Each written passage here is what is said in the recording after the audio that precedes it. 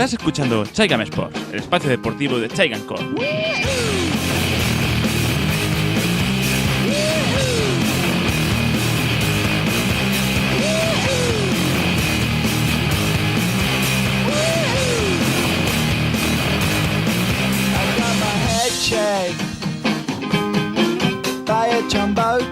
Muy buenas, gente de bien. ¿Cómo estamos? Soy Diego Grande, Diego por las redes, y os doy la bienvenida a este Chaigam Sport que hace el número 23 dentro de la rama deportiva de la comunidad Chaigam. Que este sería el primero de esta nueva temporada futbolera y podcasting. En fin, la verdad es que ya hace tiempo del último programa y esta intro se ha reescrito 4 veces porque por una cosa o la otra no he podido o incluso querido grabar este programa antes. Por lo tanto, he tenido que ir variando y actualizando el contenido del programa para no tratar temas muy lejanos ya en el tiempo y conservar los que en un principio sean relativamente atemporales o puedan dar contexto a actuales. La verdad es que en estos últimos tiempos no he hecho muchos programas. De hecho, este sería el tercero en casi un año. Me refiero a Chaigam Sport y los motivos pues son varios. Primero por mi situación personal, que me han hecho perderme ya no solo esta sección dentro del mundo de Chaigam, sino en muchos de los programas de las diferentes ramas del mismo, como os habréis podido dar cuenta si sois seguidores asiduos a los diferentes programas. Y también la pequeña, digamos, controversia con el presunto sesgo madridista de estos programas que a veces se ven reflejados en comentarios dentro de nuestro grupo de Telegram. Como ya otras veces he dicho, tanto por Telegram como por alguna intro de Chaigam Sport, es que, evidentemente, soy seguidor de Real Madrid. Y eso nunca lo he ocultado. Y siempre he defendido que la imparcialidad absoluta no existe. Que siempre habrá una parte, aunque no quieras, de parcialidad que de manera inconsciente te va a condicionar. Intento que sea lo menor posible. Tampoco soy responsable de la situación actual de los equipos de la Liga y en especial las de Real Madrid y FC Barcelona, que no siempre han sido así. Ha habido momentos en la historia de los clubes que han sido totalmente contrarios a la situación actual. Si este programa se hiciese hace 20 años, por ejemplo, entonces yo entiendo que estaría hablando pues de la manera un poco sospechosa de acceso a la presidencia del Real Madrid por parte de Florentino Pérez con la controversia del voto por correo.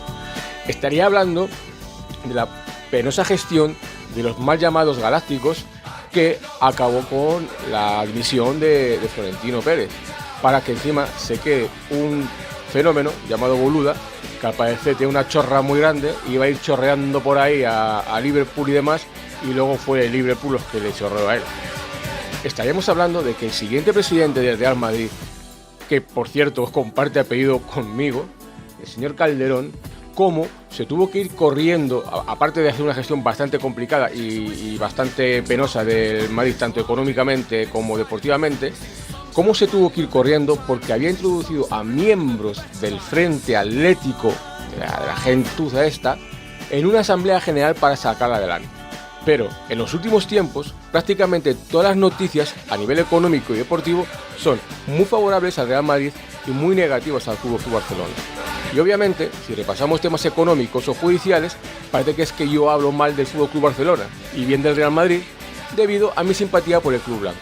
Creo que nada tiene que ver mi condición de madridista con el que el FC Barcelona haya pagado durante más de 17 años demostrables al vicepresidente del CTA, ni que una nefasta política de fichajes y dirección haya llevado a la cuasi ruina económica del club, ni de todas y cada una de las tropelías que han cometido en diferentes ámbitos, tanto deportivos como sociales. Cuando traigo algún tema al programa, procuro hacerlo a través de la información que más o menos ha sido contrastada, de datos empíricos que son completamente comprobables, no por sensaciones ni sentimientos, y mucho menos, desde luego, por la visión sesgada y dirigida por parte del periodismo deportivo patrio. Y la verdad es que ya me empieza a dar un poquito de pereza tener que explicar esto, tanto por aquí como por el canal de Telegram. Incluso estuve planteándome 2 opciones, la de dejar de hacer esta rama deportiva del mundo Chaigam, de dejarla morir, o cambiar el nombre del programa y ponerle directamente Chaigam Sport Real Madrid, y dedicarme exclusivamente a hablar del club blanco. Pero evidentemente hay muchísimos canales dedicados al Real Madrid en las diferentes plataformas, mucho más interesantes y profesionales de lo que yo puedo aportar. Pero luego he pensado, después de un comentario de un oyente por el canal de Telegram, que juro que lo apunté para mencionarlo por aquí, pero no sé ni dónde lo dejé, que motivado por la noticia de una irregular inscripción de FC Barcelona, una más, me animaba a hacer un programa hablando de ello. Siempre digo que esto es un espacio abierto, en el cual cualquiera puede participar de la manera que más le convenga, y por supuesto que de cualquier tema deportivo, de cualquier equipo que se quiera exponer aquí, bien de manera presencial, o por petición, o cualquier otra forma de interactuar conmigo y el programa. Y como también ya he dicho, hay muchos deportes que yo no sigo y mucho menos entiendo, como para hablar de ellos con un mínimo de rigor, como puede ser el mundo del motor, o directamente porque no me gustan como el ciclismo.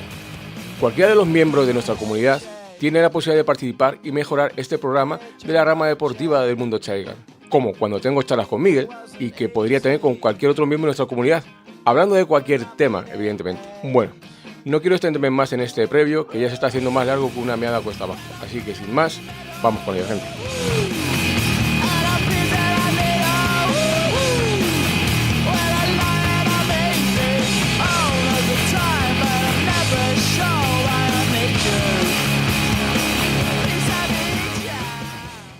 Estás escuchando un podcast de Chaigan Corps, la red de podcast multitemática.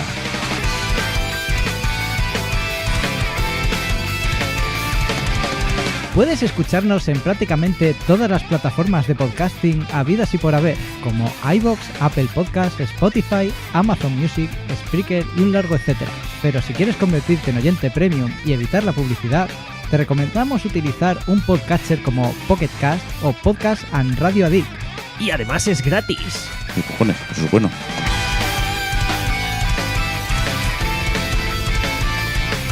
Síguenos en Twitch y YouTube para ser notificado de los directos y participar en el chat. Pero no sufras si te lo pierdes, porque siempre los resubimos a nuestro canal de YouTube, así que no dudes en suscribirte.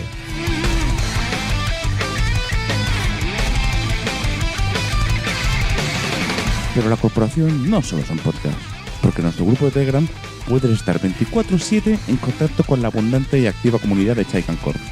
¡Únete!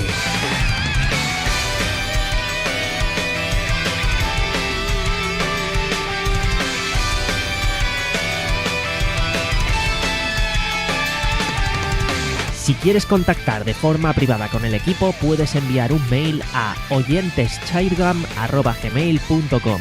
Y si te has agobiado con tanto dato, no te preocupes. Tienes en nuestro Linktree todos los enlaces a lo que acabamos de mencionar. Se escribe linktr.ee/ChaiganCorps. ¡Que disfrutes del podcast!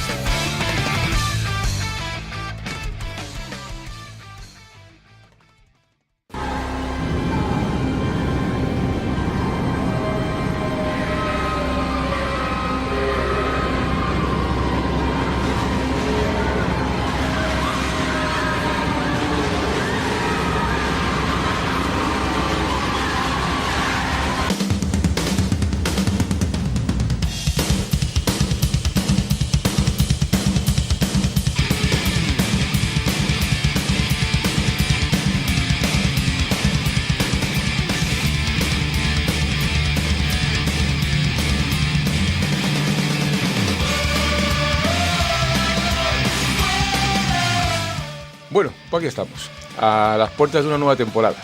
La verdad es que a veces el tiempo te atropella y es lo que más o menos me ha pasado a mí. Recuerdo que Miguel y yo tuvimos una charla prefase final de la Champions pasada, así que os podéis hacer una idea desde cuándo estoy posponiendo esto. En este momento en el que estoy grabando este programa, faltan 4 días para que comience la nueva temporada, la 25-26. No sé cuándo se va a publicar este programa, si es que se publica, porque el jefe de todo, el señor Soli, ni siquiera sabe que este programa de Chaigan se está grabando, porque no quiero comprometerme y comprometerle a él con el calendario de publicaciones de él. Pero según va fluyendo esto, creo que sí se publicará y espero que no sea muy alejado en el tiempo del comienzo de la temporada. La temporada pasada pasaron varias cosas que me gustaría comentar, aunque ya queden bastante atrás en el tiempo. Dejamos atrás una temporada huérfana de programa de Chaigan Sport, por lo tanto no hemos podido comentar muchas cosas de las que han pasado y que ya no tiene sentido comentar. Pero sí hay un par de cosas que me gustaría analizar de forma general. En primer lugar, resaltar que esta liga pasada ganada por el FC Barcelona ha sido el equipo más en forma de la misma. Solo hay que ver los enfrentamientos directos con el eterno rival, al Real Madrid, donde prácticamente ha arribado en todos y cada uno de los encuentros. Bueno, quizás quitando de la final de la Copa del Rey, cuando una mala salida de Courtois dio la posibilidad al FC Barcelona de la remontada cuando prácticamente el Real Madrid tenía que ganar este partido. Pero oiga, eso también es fútbol, puesto que eso lo ha hecho el Real Madrid en muchas ocasiones. Pero quitando eso, tal cual es, como yo lo veo. El FC Barcelona en la UEFA Champions League se quedó a las puertas de la final. Y sinceramente, si llega a pasar a la final, yo le daba bastantes opciones de que la ganara. Pero bueno, hay cosas que en esta competición que a uno les bendice y a otros les castiga. El Real Madrid en la UEFA Champions League fue un auténtico desastre, tal cual como en la Liga. Pasó de aquella manera y a las primeras de cambio va el Arsenal y de manera contundente le manda a la calle. El Arsenal, que no deja de ser un club de segunda línea europea, muy cerca del top, sí, pero sin llegar aún a él. Es cierto que el Real Madrid ha sido muy gastado con las lesiones graves estas 2 últimas temporadas, pero aún así, su entrenador Carlo Ancelotti no ha sabido manejar esta situación este año igual que el año pasado, y por lo tanto esta pasada temporada ha acabado en un desastre, y propiciando su despido y llegada del nuevo técnico del Real Madrid, Xabi Alonso, de manera precipitada, que tendremos que ver cómo acaba esto. Bueno, es cierto que los antecedentes en el eterno rival nos deberían dar esperanza, tal como rindió Guardiola en una parecida situación. Y aparte de varias polémicas arbitrales, la amenaza de espantar al Real Madrid en la final de la Copa del Rey, yo no me hubiese presentado, así por lo menos hubiese sido noticia y revuelo. Pues poca cosa más, hay temas que se podrían tratar, pero esperemos que este programa sea bien acogido y yo tenga el ánimo e intención de seguir con ello, ya las trataremos en un futuro, cuando estén más desarrolladas, como puede ser el cambio del CTA, el partido Villarreal Fútbol Club en Miami y alguna cosilla más. Por último, me gustaría comentar el tema de la UEFA Champions League de manera muy por encima, ya que, como dije antes, espero que haya oportunidad de comentar más en profundidad. Para mí, el formato ha sido horrible, completamente asimétrico, y bueno, no quiero extenderme más, simplemente comentar que me parece una muy mala noticia que le haya ganado el Paris Saint-Germain, un club-estado. Es una muy mala noticia que los 2 clubes-estados más el Chelsea tengan ya al menos una UEFA Champions League. Creo que no hace falta extenderse más para entender el porqué, pero bueno, ya si eso más adelante analizaremos estas cuestiones.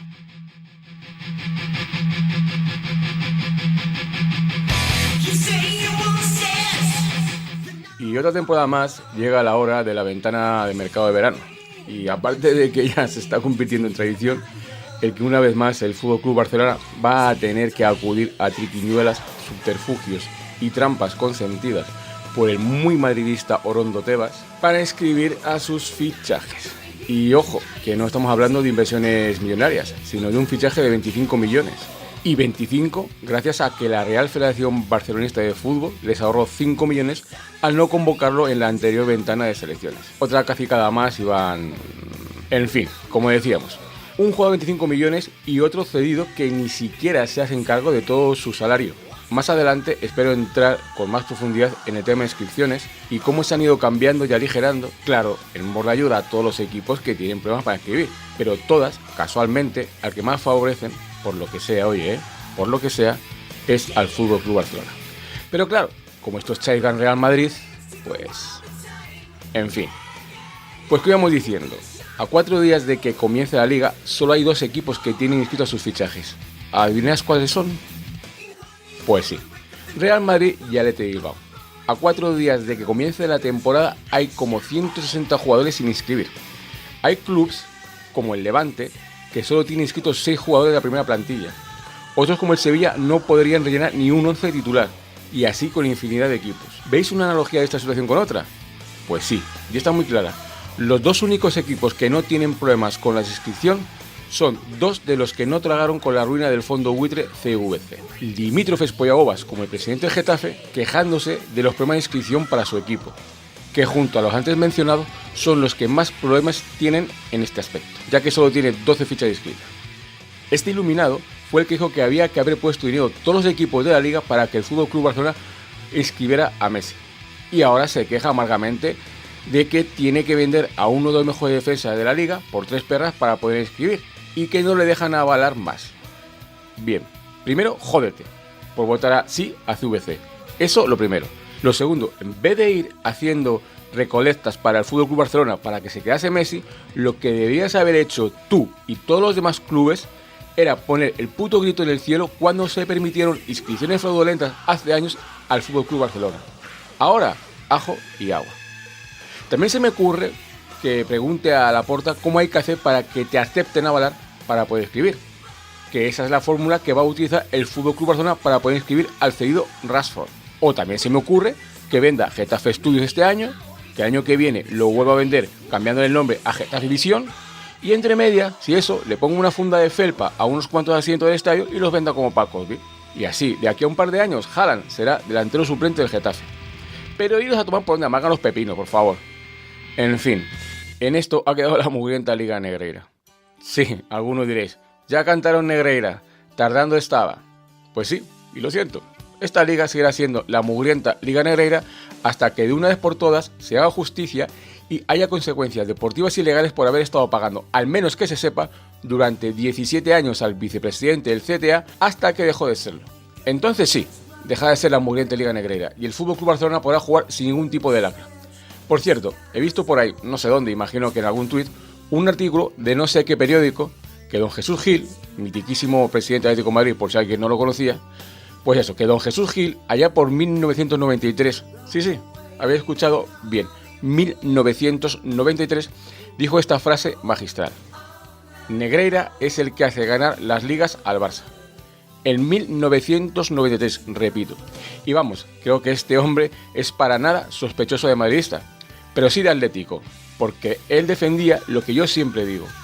No entiendo esta especie de amiguismo de los atléticos con los culés, porque sin duda el club más perjudicado después del Real Madrid, o incluso a la par con el caso Negreira, ha sido el Atlético de Madrid, que les ha impedido ser el segundo equipo de España.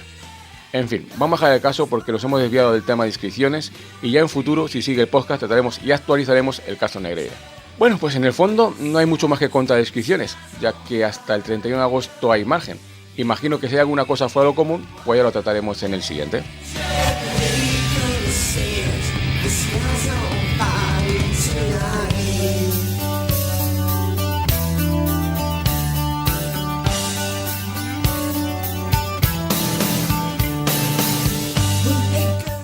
Bueno, pues en un principio no iba a hablar de este tema, pero ya que en la última sección se ha torcido al final hacia el mugriento caso Negreira, vamos a comentar un enfrentamiento entre el muy madridista Orondo Tebas y el muy antimadridista, orgulloso de ello, Iturralde González.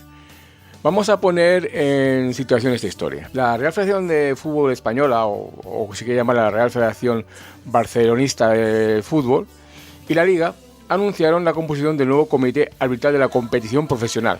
Bueno, no voy a decir las siglas porque es un caquete. O sea, vamos, bueno, es igual, venga. Continuamos. Y en ellos está un tal Fran Soto, Gregorio Manzano y Fernando Teixeira Vitiene. Sean los encargados de designar a los árbitros para primera y segunda en la temporada 2025-2026. Ya más adelante espero poder analizar en más profundidad. Pero bueno, para dar una imagen general de la composición, vamos a comentar brevemente quién es quién de este organigrama. Fran Soto.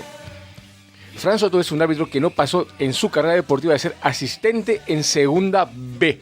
Asistente en segunda B. Y por poco tiempo además. Fernando Teixeira Vitienes, ese gran árbitro que sacó 2 tarjetas a Maya Busquets y este siguió jugando sin problemas. Este es Vitienes. Y Gregorio Manzano, entrenador entre otros equipos del Atlético de Madrid.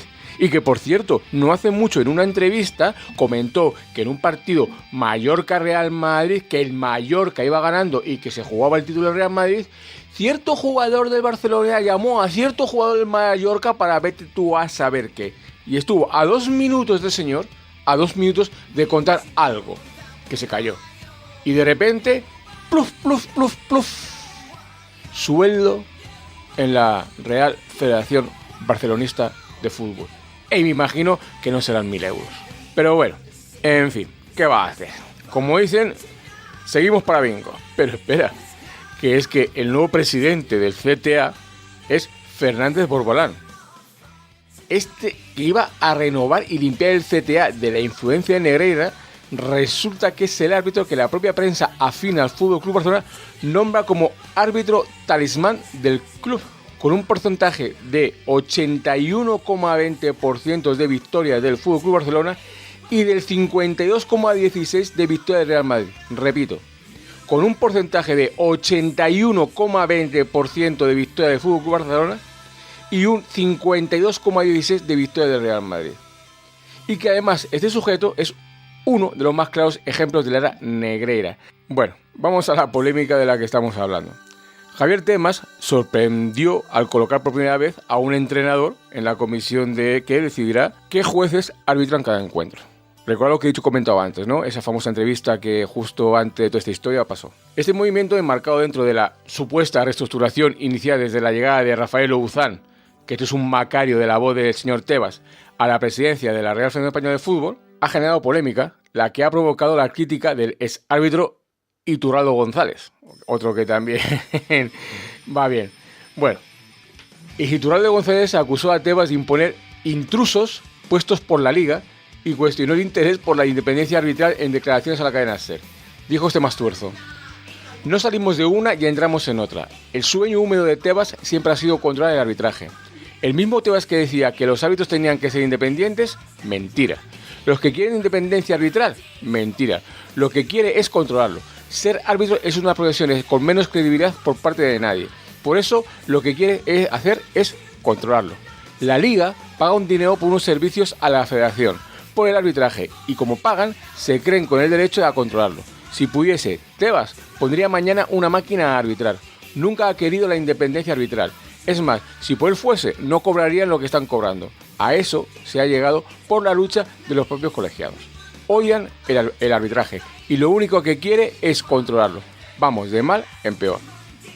Bueno, en primer lugar, hay que poner muy coge con pinzas todo lo que este personaje diga. Pero bueno, vamos a dejarlo ahí.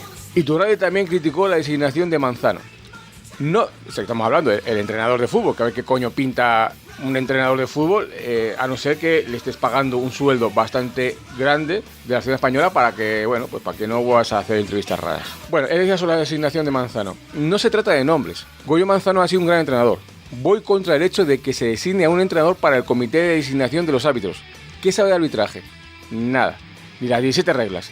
Negredo, Ciganda, Goyo son en los suyos los mejores, pero de arbitraje no saben nada. Son intrusos puestos por la Liga. En respuesta, muy madridista orondo Javier Tebas, pues replicó con un tuit en el que acusó a Iturralde González de seguir habitando en su cabeza y cuestionó el nivel de su discurso defendiendo su apuesta por un arbitraje profesional independiente. Es que de verdad esto se cuenta. Esto se cuenta fuera de la Liga, fuera de España, y la gente dice, pero bueno, ¿qué mierda es esta? En fin, bueno, continúo. El fenómeno este de Tebas se pone un tuit que dice: Iturralde lo ha vuelto a hacer. Dice que mi sueño húmedo es contra el arbitraje. Qué profundidad, qué nivel de debate. Mi sueño húmedo, ya que te interesa tanto, es un arbitraje independiente, profesional, sin sobresaltos ni escándalos. Ya sabes, todo lo contrario a lo que tú viviste durante años, o no recuerda lo que el propio colectivo llamaba índice corruptor. Lo curioso es que los que más gritan quiere controlar son los que estuvieron dentro, guardó un silencio cómplice, mientras otros de verdad lo controlaban. A veces el subconsciente traiciona. No, mira, os traiciona a ambos dos. Bueno, continuamos. Tú sigue buscando titulares que yo seguiré trabajando para que el fútbol español funcione sin favores. Está buena, esta de chiste. Uno que ha permitido inscripciones fraudulentas, o sea, sin favores. Venga, va, seguimos.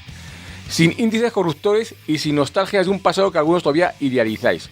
Por razones que todos conocemos, concluyó Tebas, dando a demostrar que ya se sabía la corrupción del CTA, puesto que el mismo Tebas se lo suelta a la cara y alude al índice corruptor. A esto el fenómeno Iturralde le contesta por Twitter. Espera, que esta sigue. Estando usted de presidente, financió durante años aquel sistema corruptor del que habla.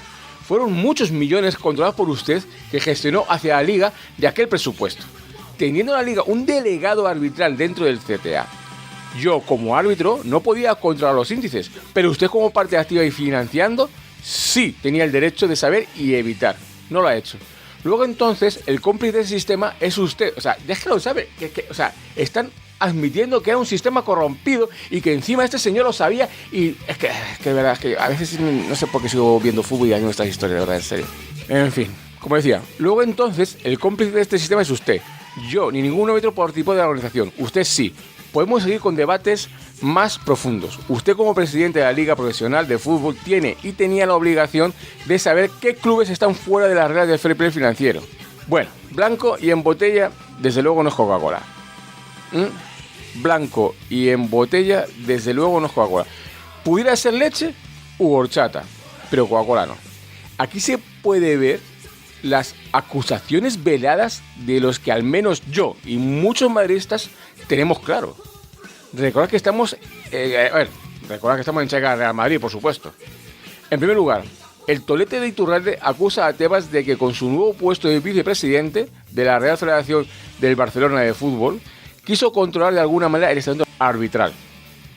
Segundo, el barrilete de Lorondo Tebas le espeta en la cara que él se debe callar porque está manchado por el mugriento caso Negreira y que éste sabía del mismo, y a lo que el totufo Iturralde no solo admite que sí, que sabía el mugriento caso Negreira, pero que tú también, señor Fétido Adams, y que no solo no hizo nada, sino que siguió regando de millones al estamento, que tanto la Federación como la Liga sabía de esa corrupción de Negreira, y así se lo tira a la cara a Tebas e Iturralde.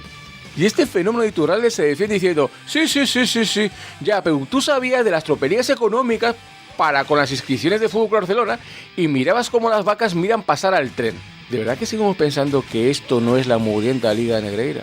Yo solo espero que estas cosas se añadan a la instrucción judicial del mugriento caso Negreira y que paguen todos de una puta vez para poder sentarme a ver un puto partido de fútbol sin tener que pensar que toda esta mierda está ya dirigida, corrompida y, por lo que sea, en contra del Real Madrid.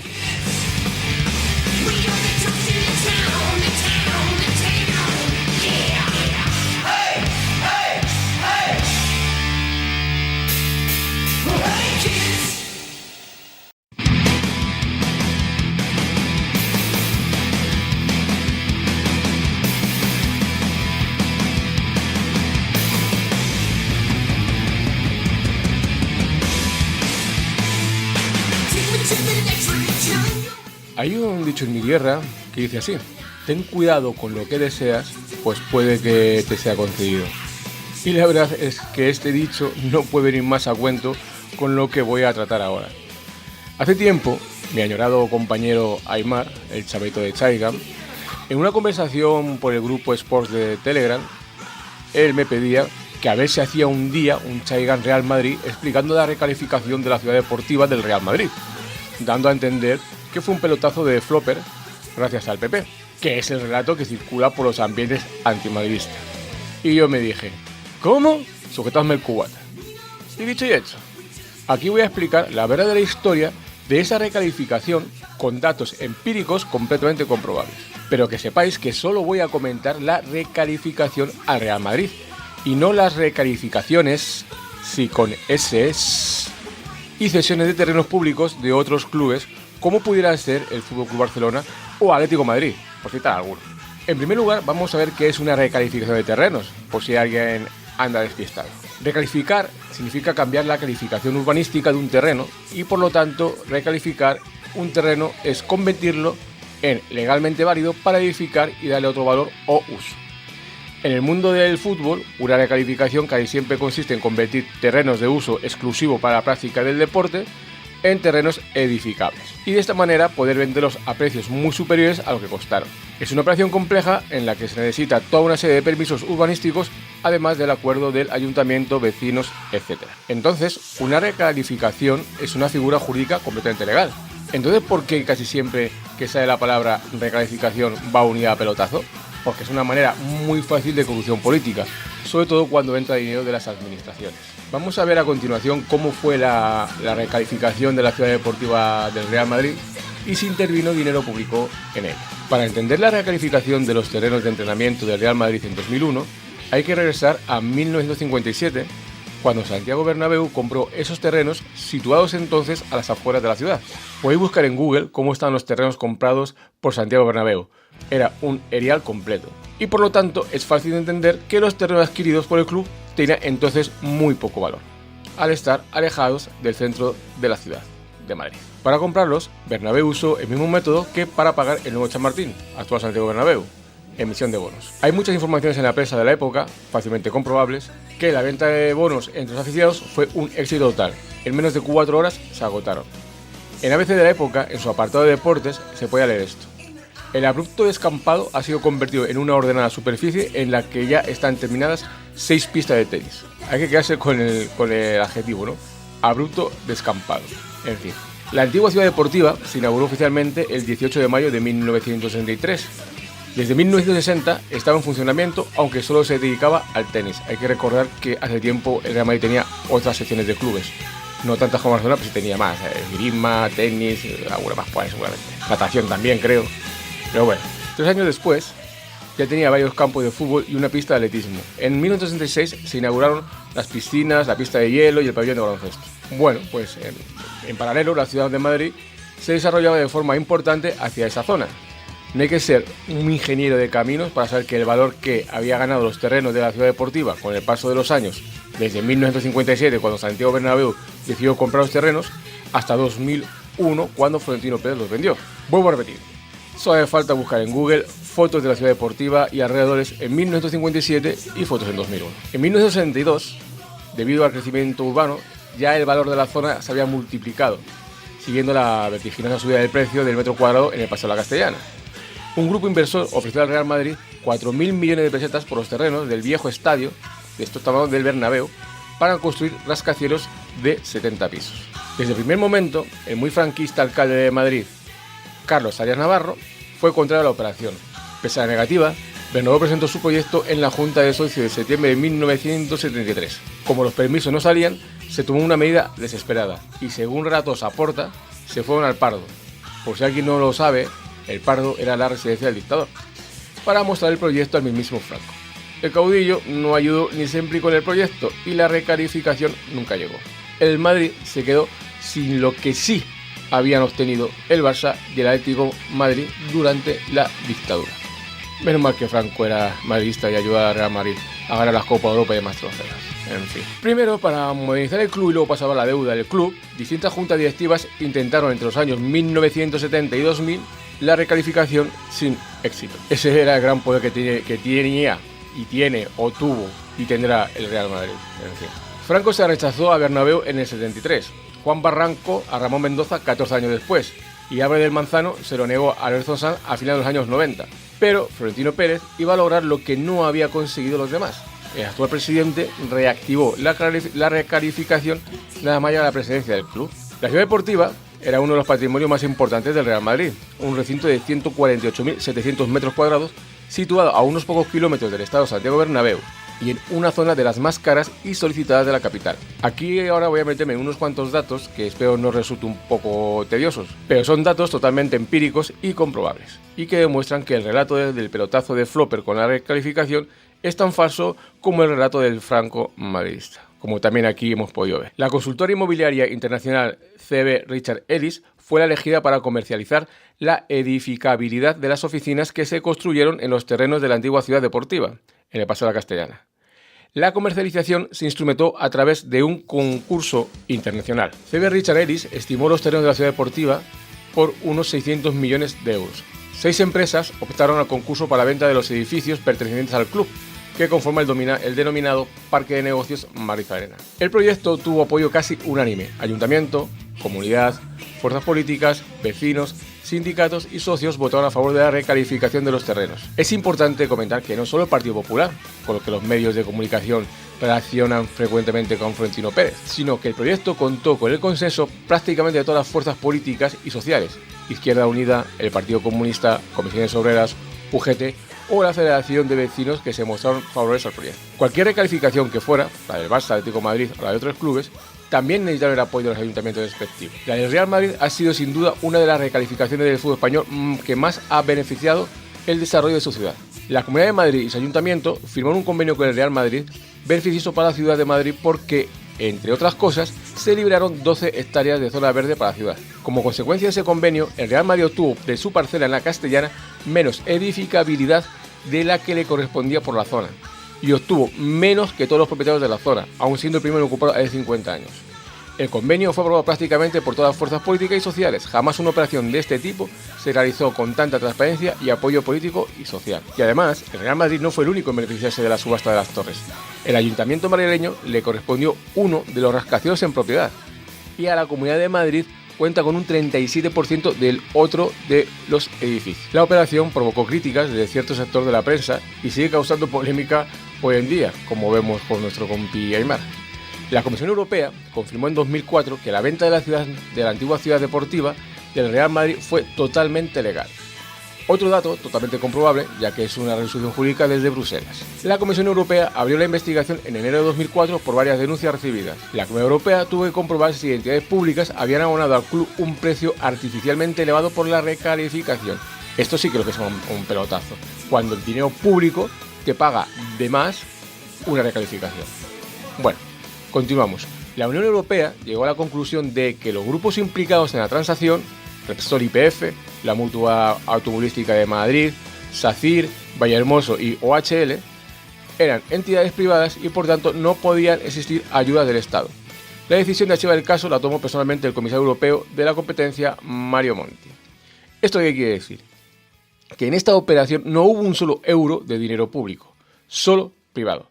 Y además, de no costarle un euro al ayuntamiento y a la comunidad, salieron ganando tanto por la zona verde como por parte de las torres, que por supuesto en un principio deberían ser en su totalidad para el Real Madrid. Esa venta de los terrenos de la ciudad deportiva del Real Madrid fue lo que salvó al club posiblemente de estar en una ruina parecida al FC Barcelona.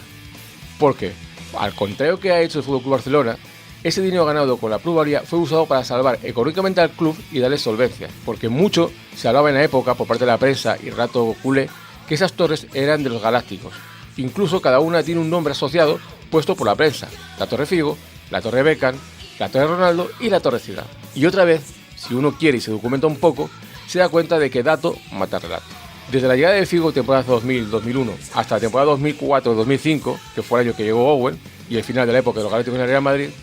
Por cierto, la llegada de Figo, para que pudiese darse, no pudo utilizar ese dinero de la venta de la ciudad deportiva porque fue posterior. Para ello, Flopper tuvo que avalar con su patrimonio la llegada del portugués, que fue parte de su propuesta electoral y que es una parte con la cual ayudó a su elección. Pero para concretar, y como os quiero demostrar que tanto puede estar arraigado a relatos que no se sostienen, simplemente documentándose un poco, pues como iba diciendo, en esas temporadas el gasto del Real Madrid es prácticamente igual al gasto del FC Barcelona, un poco por encima y inferior a tres clubes como Chelsea, Inter y Juventus. El Real Madrid en esas temporadas tuvo un gasto de 340,65 millones de euros, unas ventas de 115,80 millones de euros, dando un gasto neto de 224,85 millones de euros.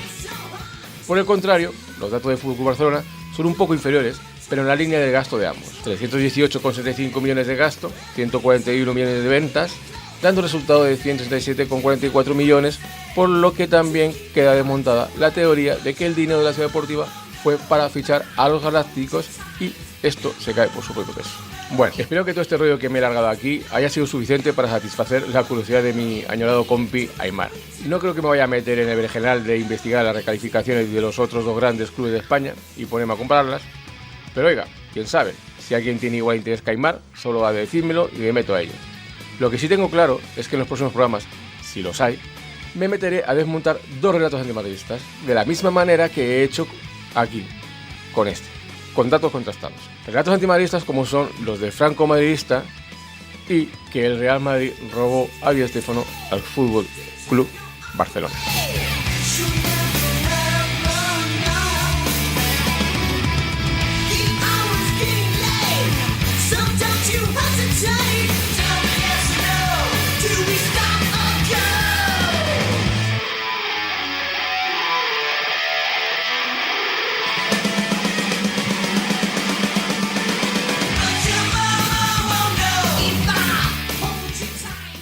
A partir de este programa, me gustaría tener en cada uno de los programas un apartado medio fijo sobre el tema periodístico deportivo español, que sabéis que es uno de los temas recurrentes míos. Y para este programa voy a poner la cabecera y el final del programa del podcast de El Radio, de Richard Dis, de su temporada 13, tantas veces recomendado por mí, que destripa de manera genial a todos estos periodistas deportivos. Apenas duran unos minutos, o sea que tampoco es una cosa muy tal. Así que vamos a escucharlo y lo comentamos.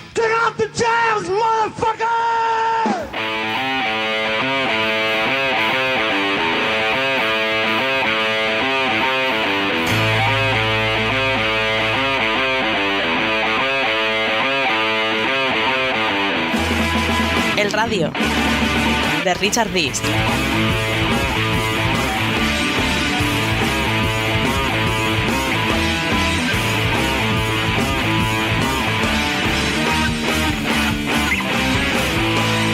¿Con esto que tenemos podemos ganar la Champions? La respuesta es no. Yo creo que no. Lo que quiero saber es si con eso le va a bastar al Real Madrid en la Liga y sobre todo en Europa. Para mí se me queda un poco corta la plantilla, no para España. Otra cosa es Europa. Y yo tengo la impresión de que se le queda un poco corto Europa. Me tenéis que explicar dónde puede llegar en Champions o en la Liga una delantera con Rodrigo, Joselu y Brahim, que es lo que tiene ahora mismo el Madrid. ¿Puede el Madrid ganar la Champions con Joselu delantero? Pues yo digo no. Una delantera pues con un nivel pues que no te da para competir con los grandes que van a pelear por la Champions, ¿no? Es un problema de planificación del club. Pone en evidencia la mala planificación, que está a tiempo de remediarla. El Madrid y Ancelotti saben a lo que están jugando y lo aceptan, que es un año de transición. Una dejación de funciones de la directiva. Van a echar de menos a Mariano.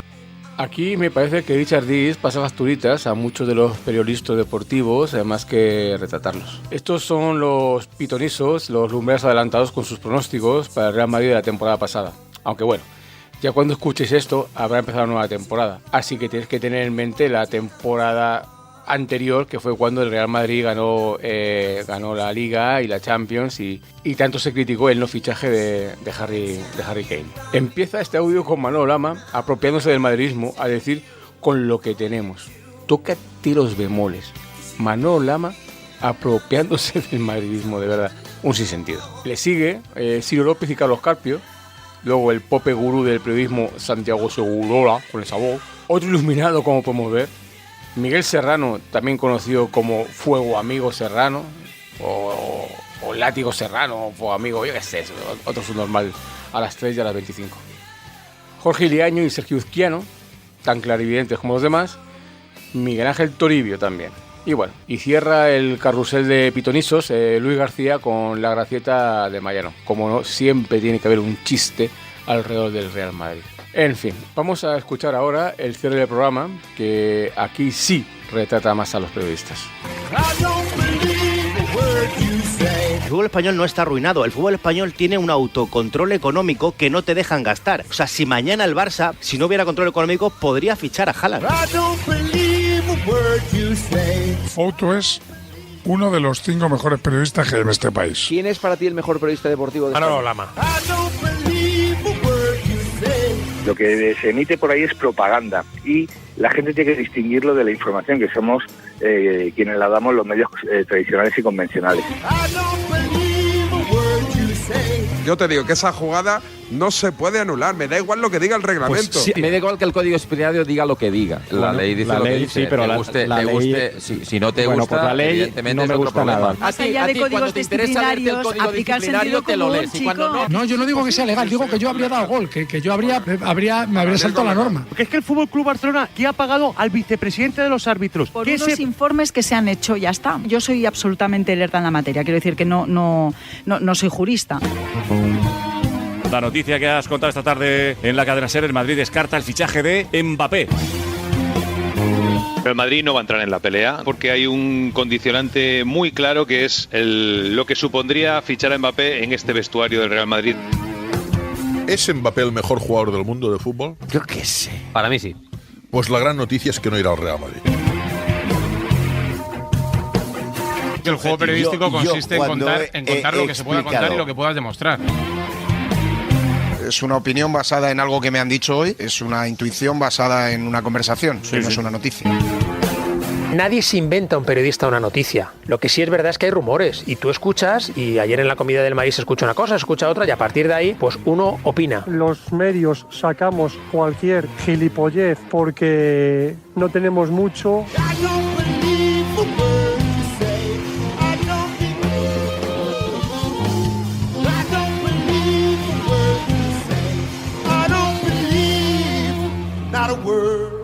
Es el primero en aparecer el Fouto diciendo semejante tontería con lo del Barça y Haaland, la voz de sus amos obviamente. Se piensa que el Cite aceptará cobrar con billete del Monopoly. Y lo sigue Lama, y este dice que el anterior bobo a las 3, correveidile de la Liga y de la Real Federación Barcelonista de Fútbol, es uno de los mejores periodistas deportivos de este país, cuando ni siquiera acabó la carrera. Y luego tenemos a Felipe del Campo decir lo idem de Manolo Lama, el humillavagabundos. Continúa Juan Ignacio Gallardo tirándose flores e intentando desprestigiar a todos los youtubers y demás creadores de contenidos deportivos que no trabajan en los medios de comunicación ordinarios. Y luego el siempre simpático David Sánchez diciendo la estupidez de que no hay que cumplir una norma, seguido de David Bernabéu, que ya el pueblo ya tiene que sufrir con el apellido que lleva, diciendo la misma bobada.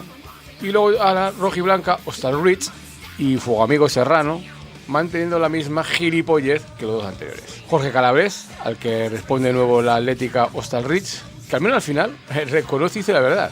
Es una lerda en la materia y en la vida en general. Vamos, ella quiere decir que es una lega, pero bueno, ella dice que yo soy una lerda y, oye, pa'lante. Perfecto, lo dicho, estoy contigo.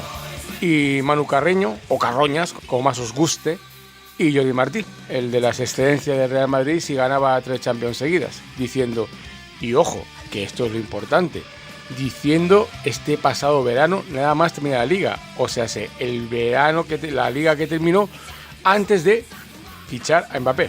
Y este decía que lo de Mbappé con el Madrid, nanay. Luego continúa Miguel Jiménez, o más bien Ginébrez, por las tonterías que suele decir, contraviniendo lo que es una evidencia del periodismo, que hay que contar lo que se puede mostrar, diciendo, oye, información, nada, opinión, intuición y sensación, lo que queráis. Eso es el mejor periodismo deportivo del mundo. El Mini Lama lo corrobora. Y para terminar, Felipe del Campo, el de la edad de oro del periodismo deportivo español, diciendo que ningún periodista se inventa una noticia. Oye, que hay rumores y uno escucha algo por ahí y opina. Pues nada, se da. Tal cual, con un par. Y para terminar, con redoble de tambores, Miguel Ángel Toribio, también conocido como Miguel Ángel Ton Toribio, al menos diciendo una de las verdades sobre el periodismo deportivo patria. Y bueno, una vez escuchado estos dos audios del programa de Richard Tiss, ahora dentro de poco empezará su nueva temporada y seguro que tenemos otra recopilación de audios interesantes para mostraros. Vuelvo a repetir, si os gusta el tema de periodismo, si es más fácil siendo el seguidor del Real Madrid, pero bueno, obviamente él se centra en el Real Madrid, pero se puede escuchar si no es del Real Madrid. Es un podcast muy recomendable. Y bueno, para terminar ya este tema de periodismo, si prácticamente terminar con el programa, voy a poner un audio muy esclarecedor de uno de los periodistas que estuvieron en el auge de los programas radiofónicos nocturnos. Este periodista se llama Walter García, que aunque ahora está en una emisora menor, en su tiempo estuvo en COPE y Onda Cero, por aquellas fechas donde realmente, bueno, pues los programas deportivos radiofónicos nocturnos eran el mayor reclamo de las cadenas. Vamos a escucharlo y ya. Vamos a escucharlo y ya. Que si hace el Madrid lo de Negreira, el Madrid no existe ya.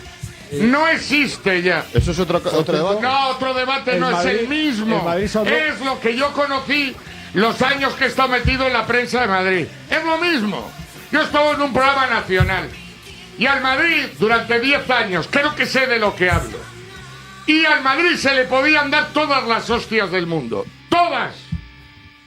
Todas. Porque no veas lo que vende dar hostias al Madrid a nivel nacional. Los del Madrid los tienen expuestos y a los del Barcelona y a los del Atlético de Madrid encantados. Y cuando dabas una hostia al Barcelona te llamaban. Que han llamado a la COPE de Barcelona, que quitan la publicidad. Es que eso lo he vivido yo. Que no se podía en un programa nacional tocar al Barça. Y sin embargo el Real Madrid tú podías decir lo que se te pusiese en los cojones. Es que eso lo he vivido yo, 10 años. Y cuando en el programa fuimos críticos con el Barça, pocas veces, porque ya será consciente de que si tocabas al Barça tenías lío con COPE Barcelona o con Ser Barcelona, o los 10 años que estuve en Onda Cero. Se podía decir del Madrid lo que quisieses. Decías algo del Barcelona, rápidamente llamaba el director de Onda Cero Barcelona. Oye, que me ha llamado la Caixa, que quita la publicidad. Oye, que el Barcelona deja de darnos todas las entradas que nos da. A toda hostia. Tú del Madrid te cagabas en la madre del presidente, denunciabas al uno, robos, no pasaba nada. Oe. Ganas audiencia. Hostias, que he estado 20 años en COPE y Onda Cero y sé de lo que hablo. Está montado así. Igual que en política. No les puedes tocar.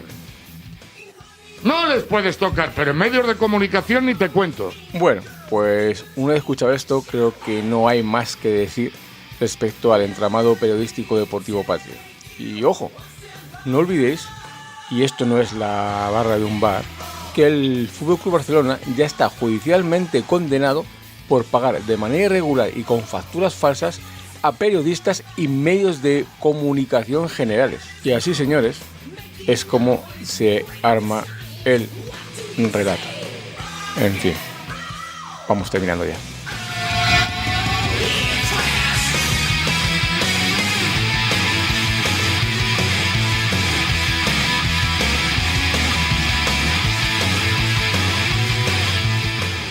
Bueno, pues hasta aquí este Chaigan Sport 23.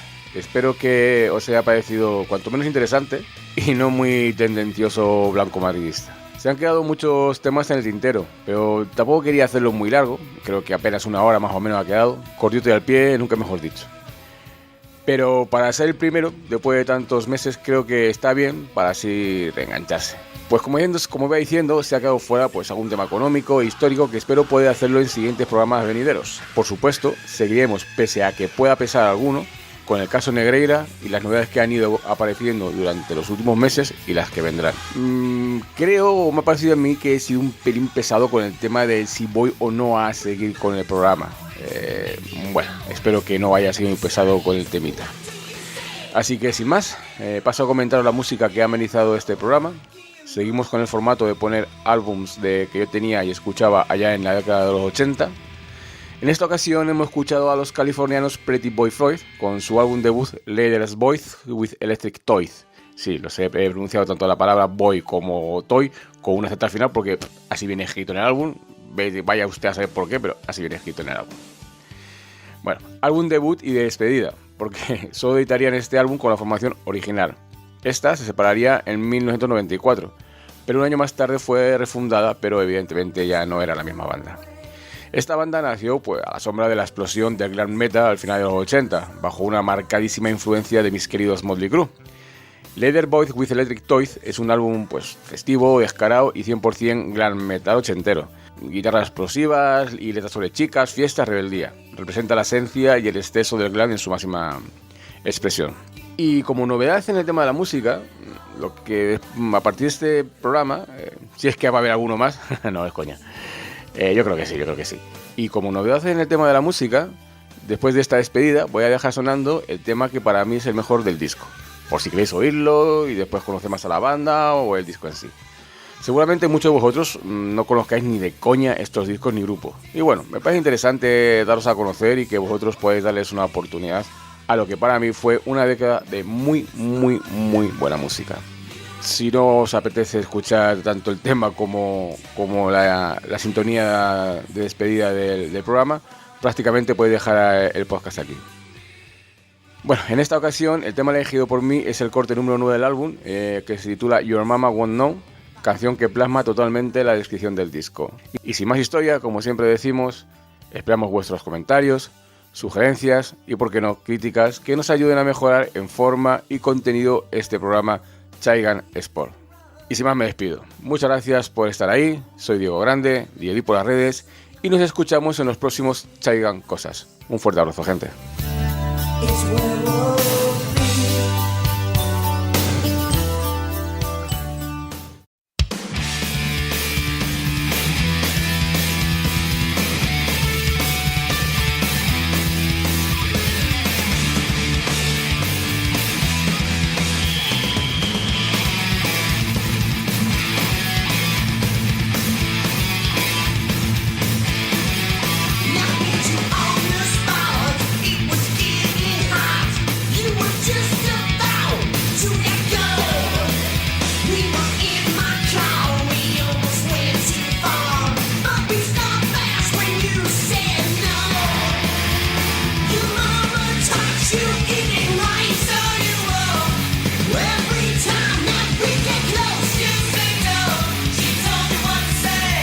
To keep the